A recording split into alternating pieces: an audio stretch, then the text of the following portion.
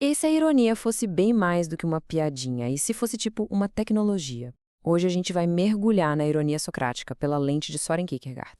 E vamos ver que ela não é só uma figura de linguagem, mas uma ferramenta filosófica. E uma ferramenta projetada por uma tarefa bem radical: desconstruir o mundo e principalmente as nossas certezas. Ok, vamos direto ao ponto. Pensa bem nessa pergunta. Muitas daquelas crenças que a gente defende com unhas e dentes, sabe? Aquelas que parecem ser a base de quem a gente é. Então, muitas delas não são nossas de verdade. São heranças sociais, pacotes de ideias que a gente recebe sem nem questionar. E é aqui que a genialidade antiga se torna super atual. Há mais de 2 milênios, Sócrates desenvolveu um método, uma verdadeira ferramenta de pensamento, feita exatamente para testar essas certezas herdadas e forçar a gente a encarar o que a gente realmente sabe. Mas para que serve essa tecnologia? Bom, ela foi criada para resolver um problema que nos prende sem que a gente nem perceba: a prisão invisível do pensamento coletivo, daquelas verdades que a gente aceita sem nem piscar. E olha, ninguém diagnosticou essa prisão melhor do que o dinamarquês Kierkegaard. Para ele, a multidão não é só um monte de gente junta, não. É um estado de espírito. É um lugar onde a responsabilidade e a autenticidade vão para morrer. E essa definição de multidão é a chave de tudo. No fundo, ela é uma fuga. É o jeito mais fácil de evitar a angústia de ter que fazer escolhas de verdade e de bancar essas escolhas. Ao se dissolver no coletivo, a pessoa está, na real, se escondendo de si mesma. Então, se a multidão é o problema, a ironia socrática é o antídoto. É a ferramenta de demolição que a gente precisa para quebrar as paredes dessa prisão. E aqui, atenção, porque isso é muito importante. Ironia socrática não tem nada a ver com sarcasmo. O sarcasmo ataca, fecha portas. A ironia socrática, por outro lado, se faz de boba, finge que não sabe, para o outro ao tentar explicar dá de cara com as próprias contradições. Ela não quer humilhar, quer acender uma luz. O filósofo Léo Strauss deu um nome genial para isso: dissimulação nobre. Pensa só, a pessoa que sabe de verdade não esfrega a sabedoria na cara dos outros. Ela esconde, se apresenta como ignorante, para que a outra pessoa possa descobrir a verdade por conta própria. É um ato de generosidade intelectual. E isso aqui ilustra perfeitamente o método socrático em duas fases. Primeiro, a ironia vem e demole tudo, limpa o terreno. É o que a gente hoje chamaria de formatar o HD.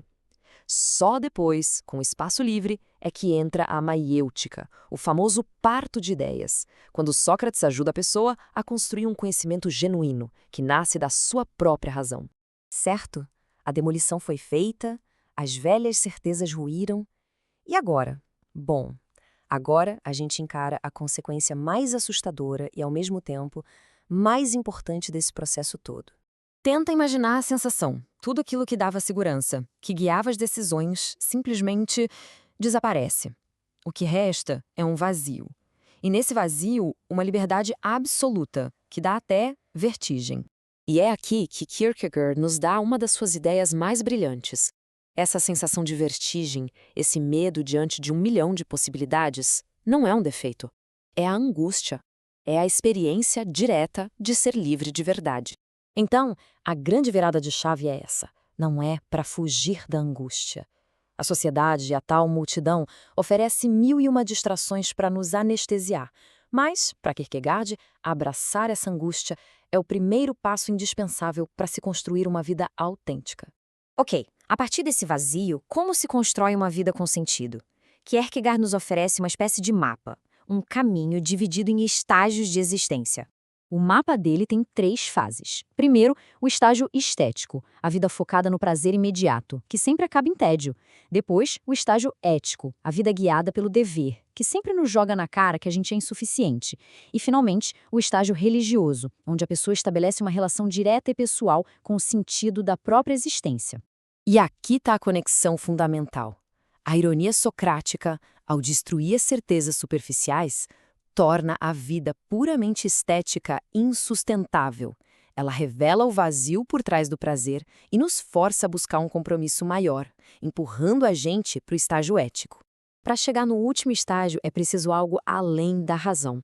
O salto da fé não é acreditar em algo de forma cega, é um ato de coragem. É a decisão de assumir um compromisso, de viver uma verdade pessoal, mesmo sem ter provas lógicas ou garantia nenhuma de que vai dar certo. Chegamos então ao objetivo final desse percurso todo, que é doloroso, mas também libertador: a autenticidade, a tarefa de finalmente ser quem se é. Essa é, talvez, a frase mais famosa e mais mal compreendida de Kierkegaard. Ela soa como um convite para o relativismo, né? Tipo, cada um com a sua verdade. Mas o significado é muito, muito mais profundo.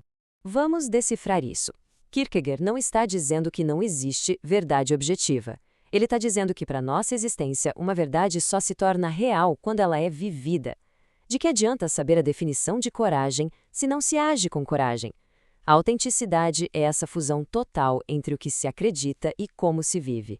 Então, para resumir a ópera, a tecnologia da ironia socrática é a ferramenta que quebra as correntes.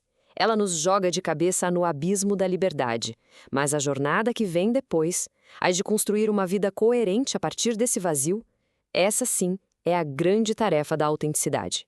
E assim, toda essa análise nos deixa com uma pergunta final, não para ser respondida agora, mas para levar para a vida. Diante de tudo isso, que certeza herdada, que narrativa coletiva aí dentro precisa hoje ser colocada sob a luz implacável da ironia? O que precisa ser desconstruído para que algo mais verdadeiro possa nascer? A reflexão fica no ar.